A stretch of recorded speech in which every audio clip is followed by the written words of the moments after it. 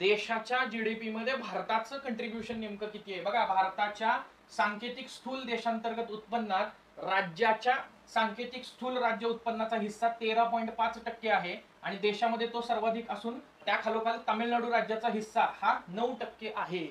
Getting it. त्या दुबेला सांगितलं पाहिजे हे, बरोबर, ही फॅक्ट दाखवली पाहिजे म्हणजे त्याला लक्षात येईल. फक्त आपल्या स्वतःच्या राज्याचा अभिमान म्हणून हे नाहीये, हे लक्षात घ्या. महाराष्ट्रानं नेहमीच देशाला दिशा दाखवण्याचं काम केलेलं आहे. मग तो स्वातंत्र्याचा कालखंड असेल, प्रबोधनाचा त्या ठिकाणी कालखंड असेल, समाज सुधारणेचा कालखंड असेल किंवा आजचा इकॉनॉमिक डेव्हलपमेंट आणि ग्रोथचा कालखंड असेल.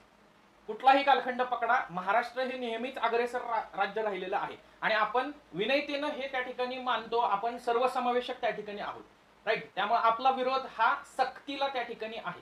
इतक्या वर्षापासून अनेक लोक आपल्या इथे येत आहेत, रोजगार करतायत, त्यांना आपण कुठे काय बोलतोय तेव्हा, राईट. पण जेव्हा आपल्या अस्मितेचा प्रश्न उभा राहतो तेव्हा आपली अस्मिता जपण्यासाठी आपण सगळे मराठी म्हणून एकत्र येणं गरजेचंच आहे.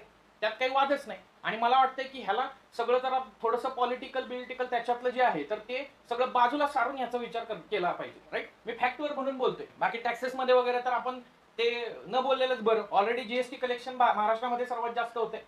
टॅक्स कलेक्शनच्या बाबतीमध्ये पण महाराष्ट्र पुढे. मग आपण असं म्हणतो का वित्त आयोगाच्या शिफारसीमध्ये की महाराष्ट्र टॅक्स जास्त देतोय तरी तुम्ही वाटा झारखंडला, बिहारला का देता? काढायचं म्हटलं तर महाराष्ट्राच्या बाजूने भरपूर मुद्दे निघतील. आपण विविध डायव्हर्सिटीला रिस्पेक्ट केलं पाहिजे, यात अजिबात दुमत नाहीये. पण ऍट दी सेम टाइम डायव्हर्सिटीला रिस्पेक्ट करत असताना सक्ती पण व्हायला नाही पाहिजे, हेही तितकंच त्या ठिकाणी महत्वाचं आहे.